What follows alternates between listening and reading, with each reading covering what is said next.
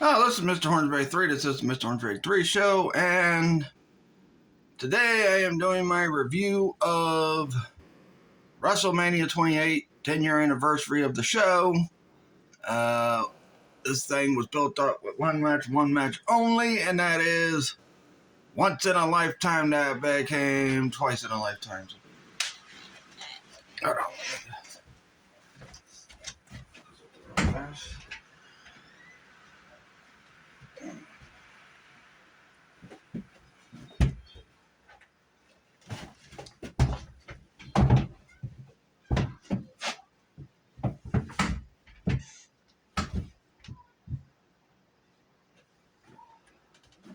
Alright.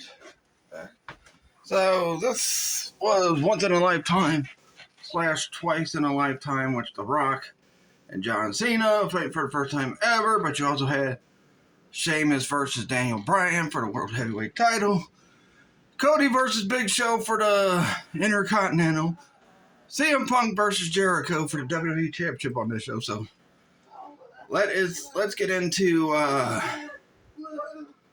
WrestleMania 28. James! Let's get into WrestleMania 28. Now, this show started off with What? quit making noises by the window. I wasn't running outside.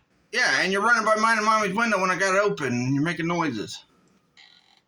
This match started with the match that made Daniel Bryan fans' heads explode between Sheamus and Daniel Bryan for the World Heavyweight Championship, which Sheamus won famously in 18 seconds with the bro kick after Bryan Danielson got the kiss from AJ Lee and freaking went on to lose the match and went on to lose the match, and pretty much, I believe a month or two later, he got a title shot at CM Punk at either Backlash or Judgment Day or whatever it was. But, man, wow, what a interesting 2011 Daniel Bryan had when he was freaking, I think he won the Money in the Bank, then he went on to fight for the World Heavyweight Championship against the Big Show, went heel, and then lost to Sheamus in 18 seconds. So, pretty much all that happened in that match. Also, if you watch WrestleMania 28, this thing becomes kind of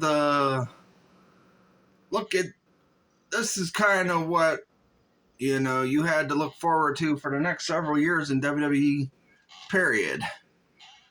Because, after WrestleMania 28, pretty much some of the same stuff was still going on.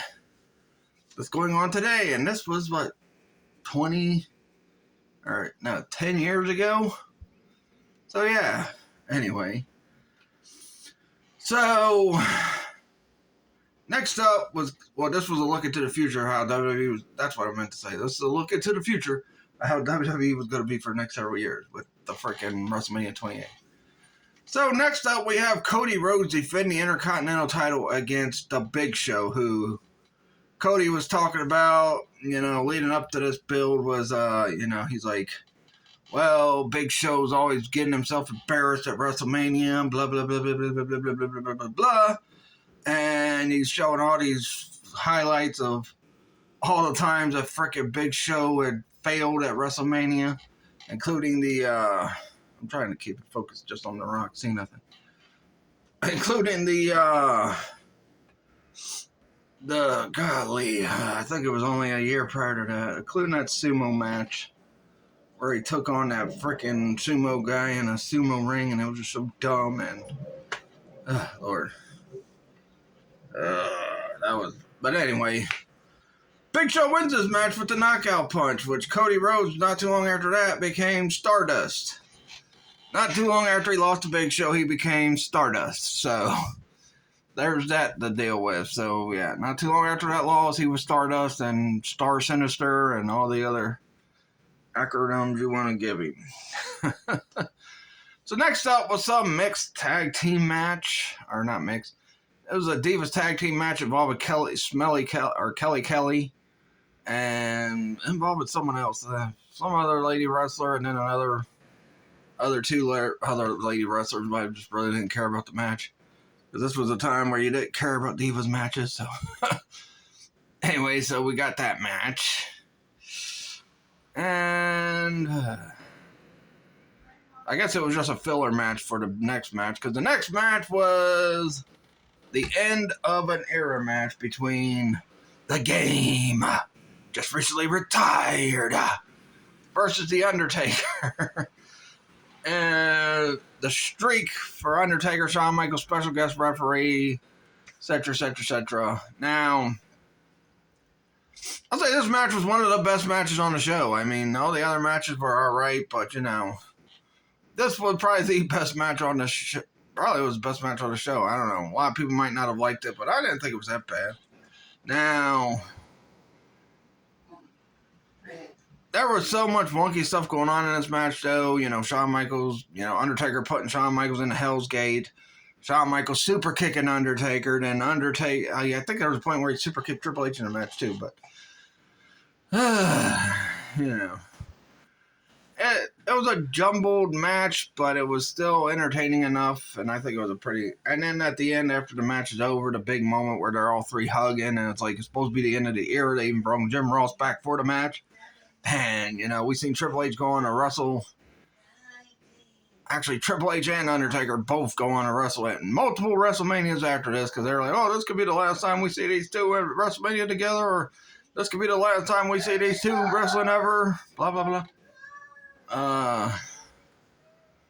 James! Stop!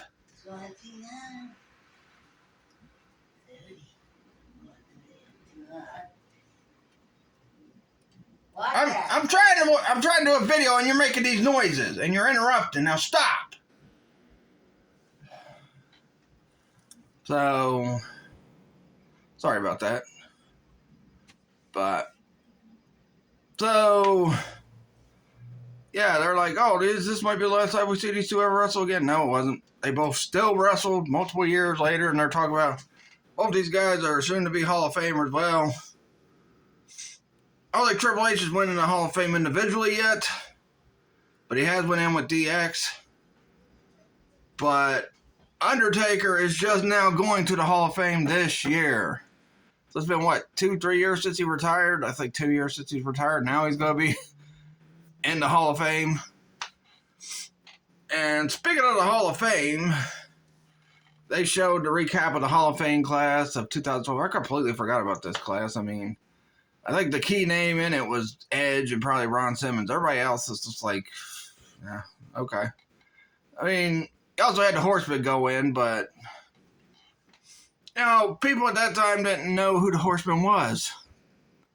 Now, I knew who the Horseman was, and other people who watched wrestling knew who the Horseman was, but, yeah, I think the headline was Edge and the Horseman, and probably Ron Simmons. Other than that, there's really nothing big named.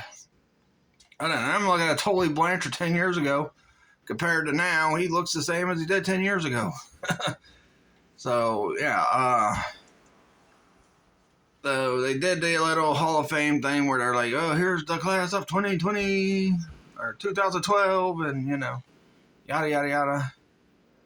So, next up, and I didn't even know this match was on the show, but I had seen a promo for it. I'm like, oh, God, this match is on here? The Team Laurinaitis versus Team Teddy Long thing, and I think this was like one of Booker T's final performances in the wrestling ring in WWE. Now, he's done some appearances here and there since then, but I mean, this was his final, I think, full-time appearance. I don't know. But Booker T was in this match. Great Khali was in this match. Kofi Kingston was in this match. Zack Ryder.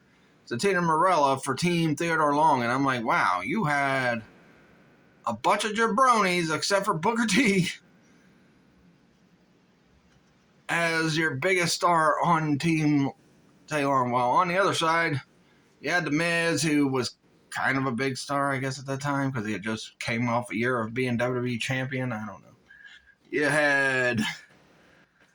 had future guys like Drew McIntyre in this match, Who else did you have? Golly, I forgot most of them. Oh yeah, Dolph Ziggler. Here to show the world was in this match as well for Team John Laurinaitis. This match was dumb. I'm passing on it. It's just stupid because all that John Laurinaitis stuff led to a bunch of dumb stuff. And, you know, a bunch of feuds with Cena when it should have led to a feud with CM Punk. So CM Punk's the one that freaking called Laurinaitis out like 11 months earlier or 6 months earlier. Or I don't know how many, like 10 months earlier, he called out Laurinaitis. The WrestleMania happened in April. So the WrestleMania happened in April, and right before Money in the Bank 2011, which was the first annual Money in the Bank pay-per-view,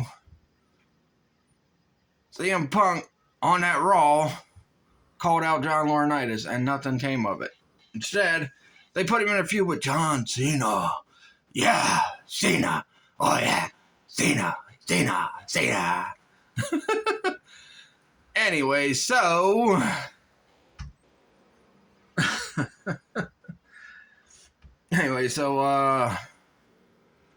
then we see Punk in the back. He's getting ready for his match with Jericho, and you know, Laurinaitis comes up. He's like, "Why aren't you jumping for it? I'm sure you're jumping with joy that I'm the general manager of Raw and SmackDown." I can't believe that guy's related to Animal, the Legion of Doom. I mean, seriously, Animal was a badass. John Laurinaitis is a total goof and a geek. I mean, seriously.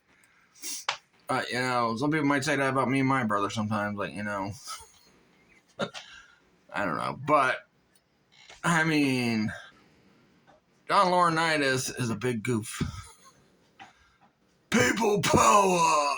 Yeah, okay. Anyway, so Punk and Jericho fought. Pretty good match. Punk won, and, you know, I think they had another match a month after, so I don't know, which would have been Backlash, or as they call it now, WrestleMania Backlash. Yeah. So then, well, we also had the backstage segments with, you know, Heath Slater and Flo Rida. Wow, that guy really became a big-time rapper. Not really, but anyway. Let's see. We had Shawn Michaels be interviewed in the back, and then, you know, this was before the match. We saw the team, Johnny, in the back at the time. I don't really talk about backstage segments too much when I do these pay-per-views. I just talk about the stuff that happened in the ring. Anyway, so we got Cena getting kind of introduced by MSK or something like that. I guess Machine Gun Kelly's rap group or whatever the frick they were. And they had P. Diddy come out and introduce them, and they're singing and they're talking about, you know, Cena's the biggest underdog and blah, blah, blah, and they're on Cena's team. And then the fans are booing them, and then, you know, Flo Rida comes out and they're tributing to Rock, and they're on Rock's side and blah, blah, blah, blah, blah, blah, blah. And then finally we get the entrance by Cena, then we get the entrance by Rock. Now this match, I don't think this match was that good. I mean, yes, was it a big match? Was it worthy of headlining on WrestleMania? I guess you could say that. But shouldn't the WWE Championship match been the main event? Of course not. Anyway, it should have been the main event, but anyway, we got this match. Rock does win. He kicked out. I didn't realize that he had kicked out of 3 AAs in that match, you know. Usually they didn't let people kick out of more than 2 AAs at that time. It was like 1 AA. If that doesn't do it, the 2 AAs will do it. But if that doesn't do it, the Super AA does it. So, you know, now Cena never did the Super AA in that match. But, I mean, honestly, Rock, you could tell he was winded and he was definitely rusty. He had not wrestled in a long time in the WWE. He'd been, out over 7 years? I mean, he was at WrestleMania the year before and he called Cena, because that's what led to this whole match. The year before, John Cena wrestled Miz for the WWE Championship. Rock called Cena the match. He explained why he called Cena the match. They set this match up a year in advance, and they said, yeah, we'll wrestle at next year's WrestleMania. Once in a lifetime match like this, it's gotta be a WrestleMania. Yeah. Also, I gotta point out that, you know, Michael Cole referred to this as the biggest main event in WrestleMania history. So everybody who's talking about the whole thing with what they're saying about Roman and Brock, they said the same thing about Rock and Cena 10 years ago. James! outside. Sorry about that. But anyway. So, yeah, I mean, they set this match up a year in advance. Oh, I was talking about the Roman. So, what everybody's getting so mad about them saying, oh, Brock and Roman's biggest WrestleMania match ever, whatever. What about all these other matches that happened, like the Mega Powers? Why are you getting so aggravated about that when you sit there, you watch this pay-per-view, and they say the same thing about this match? So, I don't know. But overall, this show wasn't a great show. And there were a lot of forgettable things in it. One of the biggest things was, The Rock winning over Cena made me happy. But the rest of the show, it was all right. So I'll give it a 3 out of 5. But other than that, the show just was. I mean, yeah, it had star power on it and all that, but it really wasn't nothing special. Really, wasn't that special for WrestleMania. So tomorrow I'll be reviewing part 2 of this saga, which is twice in a lifetime between The Rock and John Cena for the WWE Championship. And then after that, I'm going to take a mini break till mid-April from YouTube. I'll be back in mid-April, but I'm going to take like a little mini break because, I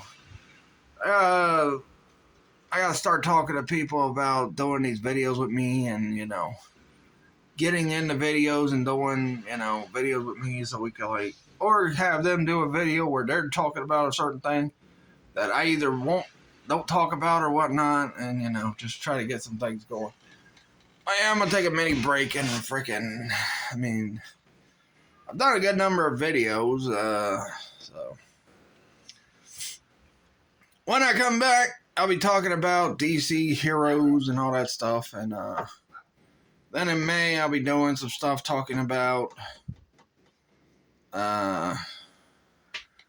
Marvel heroes. I'll mainly be talking about probably Batman, Superman, X-Men, all that stuff on those things, But anyway, I guess I lost a subscriber. I don't know why I lost a subscriber. I don't know if it's because of the porno video I did last week or what, but I was kind of upset about that, That's why I'm going to try something new, and that's why I tried something new last week. I'm like, hey, I've never talked about porno or porno spoofs or anything like that, so why not do one now? Now that I'm back on here. If things still go the way, if my channel will grow by the time I freaking get these people to do the videos and that, and if it ain't growing like I wanted to, I just might stay off YouTube. Period. There won't be no return in a couple years like there was this time. I mean, even though I did a video last year talking about the Winter Coming event. But yeah, so I don't know, maybe YouTube unsubscribed the person because I did a video talking about porn spoofs. Maybe they didn't like my opinion on some porn spoofs. I don't know. Let's see other people talk about porn stuff. Some people I watch, but I don't know. Anyway, that'll do it. I'll catch you guys tomorrow for my review of WrestleMania. And this is one of the few WrestleManias I have never watched in my life. WrestleMania 29. I never watched it. And I'm going to watch it tomorrow. And I'll have a review up on it. And I'll be talking about my thoughts on WrestleMania 29. But as far as 28, I mean, it was kind of a situation where they kind of just built between one big match and everything else was just thrown together at last minute. Kind of like this year's WrestleMania, focused on one big match and just throwing everything together at the last minute. Like heck, nobody knew Lashley was facing Omos until